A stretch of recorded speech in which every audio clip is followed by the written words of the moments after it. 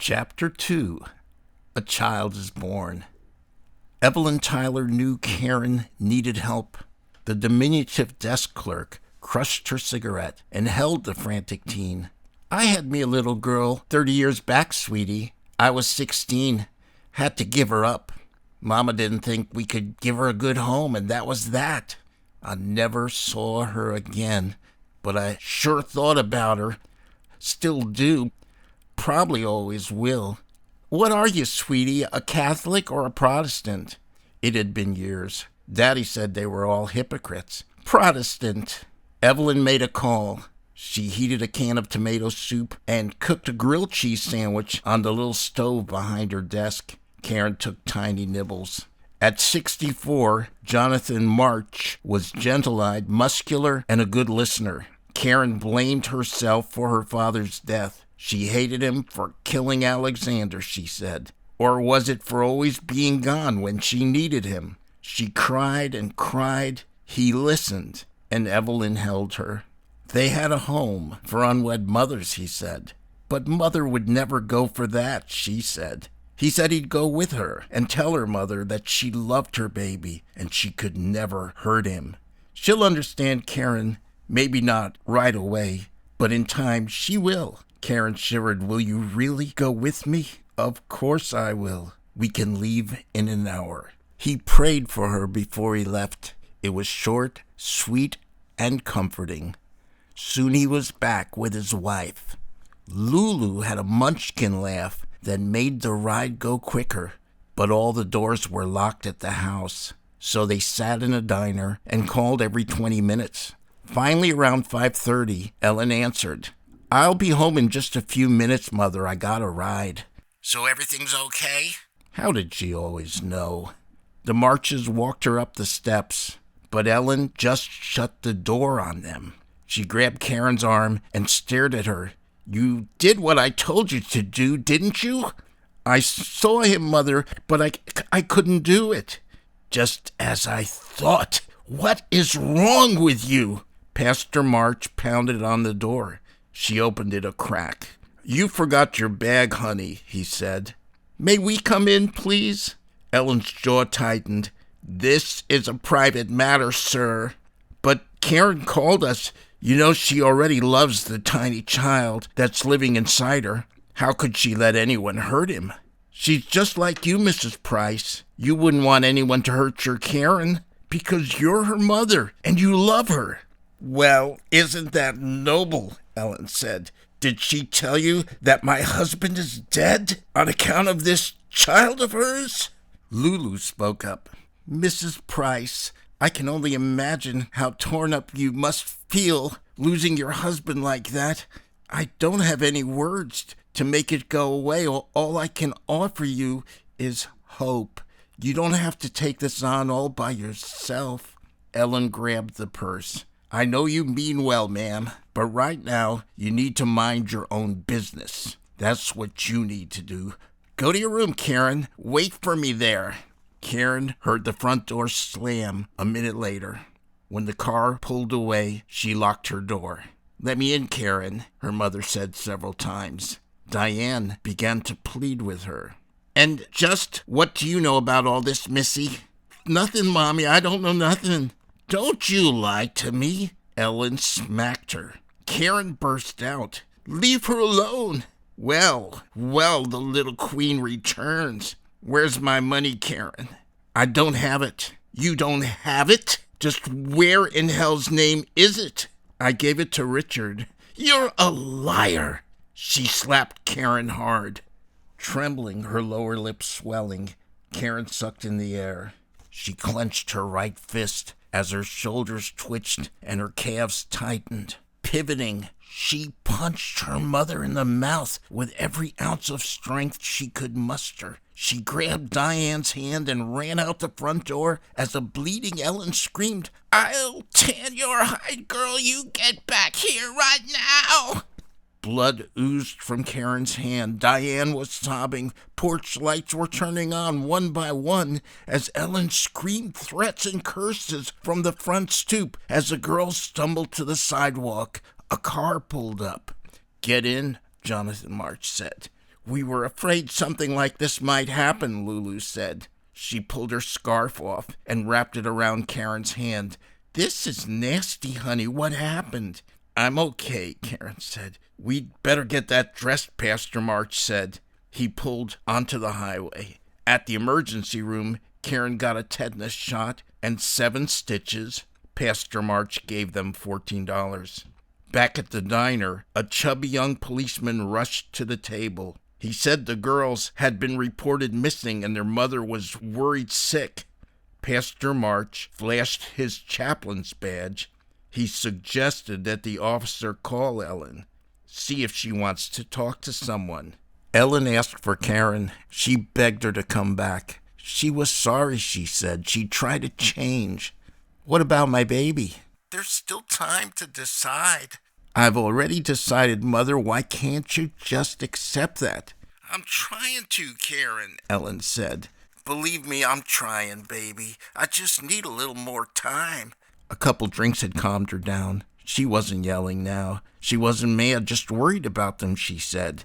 Karen said she'd come back, but only if you talk to Pastor March.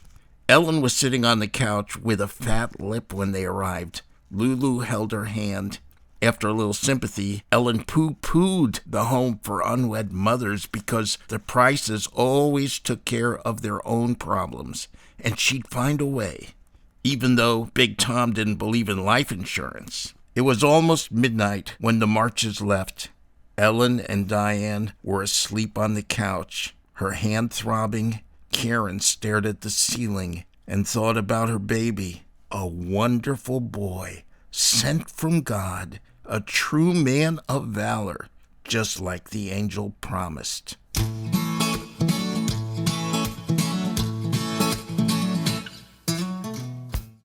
Thanksgiving was dreary after the library told Ellen they didn't need her anymore. Lulu called every week. Even Ellen looked forward to her calls. Karen and Diane started going to a Methodist church at the end of the block. Ellen wanted to go too, but something always came up Sunday morning. Christmas wasn't Christmas, not on welfare without Daddy. But Karen was happy. Even when the kids at school were malicious, Karen didn't mind much. Even when Ellen drank too much and whined that Karen could have saved them all a whole lot of embarrassment. I'm not embarrassed, Karen said. You think it's all fun and games being a mother, do you? You wait. You'll see. Ellen hated setting the thermostat at 55, but they couldn't pay the electric bill. When the church helped out, she got so plastered Karen had to lock her door. But things calmed down the next day like they always did. Lulu invited the girls for a weekend. They rode the Greyhound on a Saturday afternoon in February and met Jonathan and Lulu's 2 daughters and 5 grandchildren at the terminal. Little Stanley was 6 months old. After dinner, they saw Loretta Young in The Farmer's Daughter. Lulu made sure the girls called home when she served cookies and ice cream. They told Ellen they loved her. Lulu told her what fine girls she had raised. Breakfast was superb, and Lulu wouldn't let them wash dishes. About 150 people came to church. Diane and Karen were in the nursery with little Stanley. There were boy babies, girl babies, white, black, Mexican, and a tiny Japanese girl. Karen, her stomach aflutter again, skipped out. When she returned, she saw a familiar face. It's my birthday, Karen. I'm 3, said the little boy she'd met on the bus. He stuck close the whole hour, and Stanley fell asleep in her arms. One of the mothers asked Karen when she was due. May, she answered. Is your husband here today? I'm not married. Oh, I'm sorry. It sure got quiet till Kenny started banging a little plastic piano and singing, Oh, when the saints go marching in. Church was over. Karen was skittish about seeing Michael again. She heard a woman's melodic voice. Kenny, have you been a good boy? She was 6 feet tall at least, in an elegant long red dress with frizzy gray hair, pearls, rings, a fancy watch, and bracelets on both wrists. Kenny nodded like a woodpecker. Oh, yes, Gigi. I've been very, very good, huh, Karen? He sure has, Karen said. He's a fine fellow. Did you sing for the lovely ladies? The stately woman asked. Kenny smiled. Oh, yes, Gigi, and play piano, too. And so very well, Karen said. The woman held out her hand. Karen clasped it gingerly. Bernadette Paver, dear, she said. Thank you for taking such fine care of my great-grandson. You're very welcome, Mrs. Paver. I'm Karen Price, and this is my sister, Diane. She was telling Bernadette how they'd met on the bus when Michael sauntered in. Kenny, how did I know you'd be making time with the pretty ladies? He began to introduce himself. He didn't recognize Karen until their eyes met. Well, now, isn't this amazing, he said. We rode on the bus with this gal when we were coming back from Philly. Her and Kenny's got a serious thing going on. Karen introduced Diane. Karen told me about meeting you. Well, we're mighty glad you could join us, Michael said. Are you visiting your cousin? Diane looked puzzled. We're staying with the Marches, Karen said. Perhaps you can join us for lunch, Bernadette said. Oh, do come along, Michael said. Grandma's cooking is the ultimate finest. Please, Kenny said. Over an ice cream cake with 3 candles, Kenny asked, Karen, are you having a baby? Bernadette tried to shush him, but Karen was relieved. Yes, Kenny, I am. God has blessed me. After a gentle silence, Bernadette brought out her photo albums. They sat in the living room, sipping iced tea. Kenny fell asleep on Karen's lap. Diane played rummy with Michael's sister Janice, who was also 15 and tall, like her grandmother. Michael's piano playing was smooth and romantic. They got back to Oxford around 10. Ellen served cake and ice cream, tea and coffee, as pleasant sounds came from the Victrola. She wanted to know all about the weekend. The Marches stayed for nearly an hour. Ellen held her daughters and kissed them before she turned in. Michael called the next night. Ellen was pleased that a man might be interested in her daughter, even if he'd been married and was raising a son. Karen didn't mention his color. Why upset her? In April, they drove down to Baltimore. The old Ford overheated. They were late, so they sat in back. Michael, Bernadette, and Janice were near the front. A Mexican man with a tambourine led the congregational singing. They stood a long time. They clapped and clapped till their hands were raw.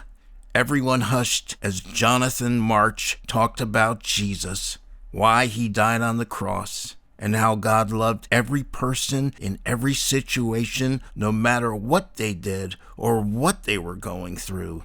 He invited anyone who wanted prayer to come forward. Ellen was swallowing hard and holding back tears. Karen took her hand.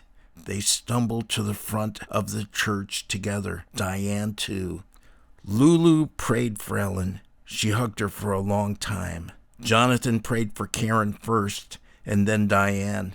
Bernadette was singing Just As I Am with Michael on piano. Bernadette stepped down from the podium. Is this your mama, honey? Yes, it is, Karen said. A look of shock came on Ellen's face when Bernadette introduced herself, Michael, and Janice, who was holding Kenny. You all are joining us for lunch, Bernadette said. All right, Ellen said. Thank you, but I'm afraid we can't stay very long. The Marches came too. Ellen told Lulu the story of her life. On the back porch, Karen told Michael about Alexander West and her father and why she was on the Greyhound that day. He held her hand. He had such beautiful eyes. Kenny came out and asked, Are you and Daddy getting married? I don't know, Karen said. He hasn't asked me. Kenny nodded. He knows I need a mommy. Later, Michael said, I'm in love with you, Karen.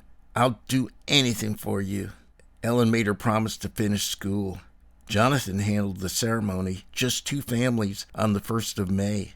Monday morning, Karen was back at school. Michael worked all the hours he could, but on the weekend, they were together. Michael rode to Oxford with Jonathan and Lulu when Karen went into labor. They named the baby Tristan Israel.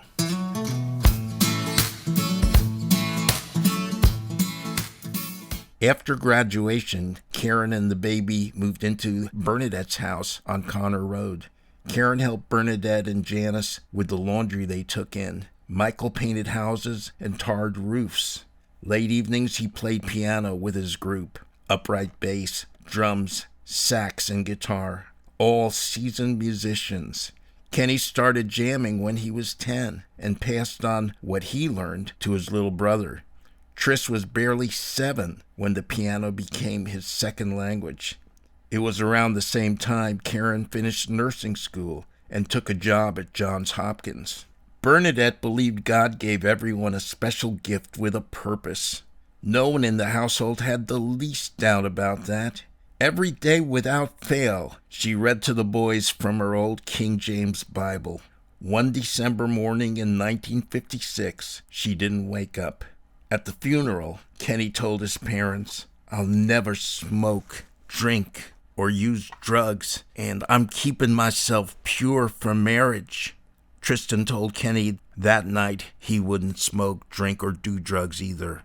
"And I'll keep myself pure," he said, after Kenny explained what that meant.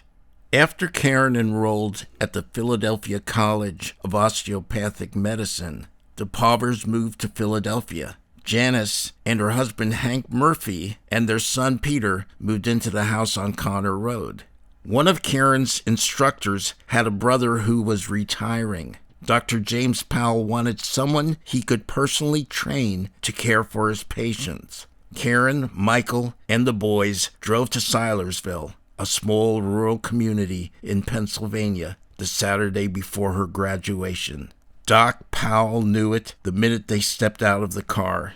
He eased Karen into the day-to-day operations until he was sure she was ready to take it over. He continued to consult and visit even after he retired. Karen delivered over 100 babies that first year. Michael was befriended by Charlie Runninger, a disciple of legendary jazz guitarist Wes Montgomery. Kenny was 14 and Tristan just 11 when Charlie took them under his wing.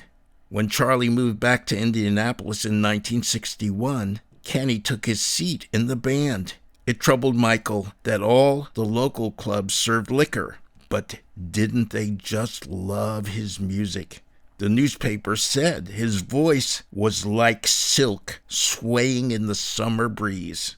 Michael developed a soundtrack for a film about Henry Armstrong, the champion prize fighter, who overcame alcoholism and became an evangelist.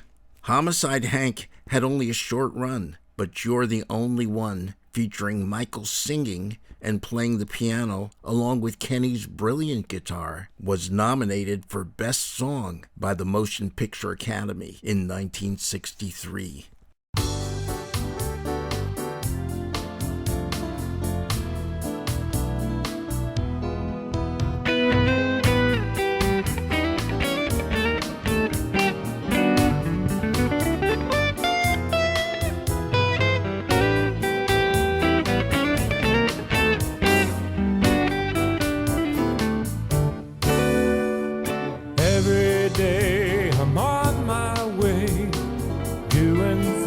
I do. No matter where or when I look, one thing I know is true. You fill my every longing, Lord. Your love, it makes me whole. You're the only one. You satisfy my soul. Sweet Jesus, you're the only one. You satisfy my soul. It didn't win the Oscar, but the attention it generated was nothing short of spectacular, leading to bigger and better venues. A tour was arranged for Philadelphia, Pittsburgh, Cleveland, and Indianapolis the summer after Kenny's junior year. Over his parents' objections, Kenny quit school to tour with his father. The band was wowing Syracuse when Kenny's draft notice arrived in the mail. He joined the Army Medical Corps and was sent to Vietnam in the fall of 1965. Tristan did a few local jobs after Kenny left, but Karen wouldn't let him tour with Michael.